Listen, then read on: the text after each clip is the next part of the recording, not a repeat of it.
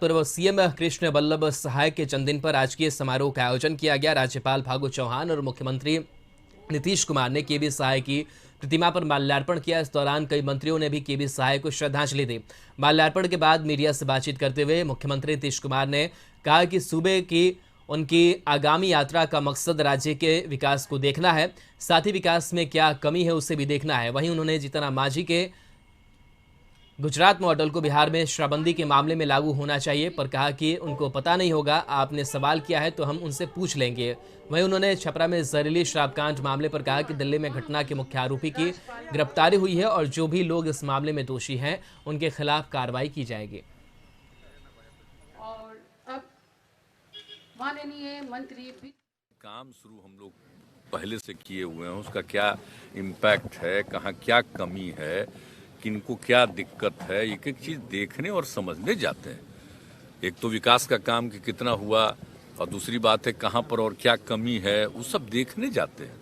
हम उसके चलते उसका एकदम बिल्कुल आकलन करने, देखने, स्पॉट पर जाकर के ये सब के लिए हम जाते हैं। तो आप लोग को तो पहले से मालूम ही है सर, हमारी जो यात्रा होती है तो इस तरह का इस बार वाला तो पूरा उसी के लिए है, खास करके विकास का और सपनों का। किसी को कोई कमी है, कमजोरी है, सबका बात सुनेंगे और सबको देखेंगे। सर से आएंगे तो उनको हम बता देंगे।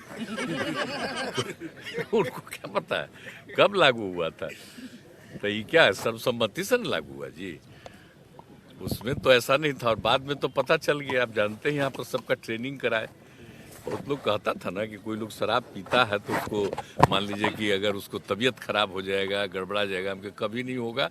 यहाँ पर आप जानते हैं कितना जगह लोगों का हम कराए, कितना कितना लोग एक एक महीना रह रह करके एक एक चीज को सीखे।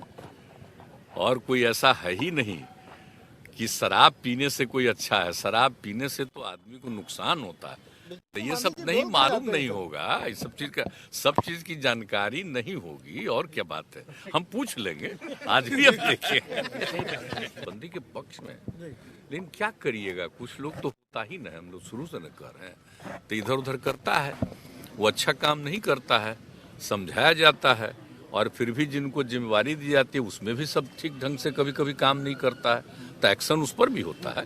तो इसलिए एक एक चीज को देखा जाता है कि भाई कहीं कुछ हो रहा है देखिएगा ना।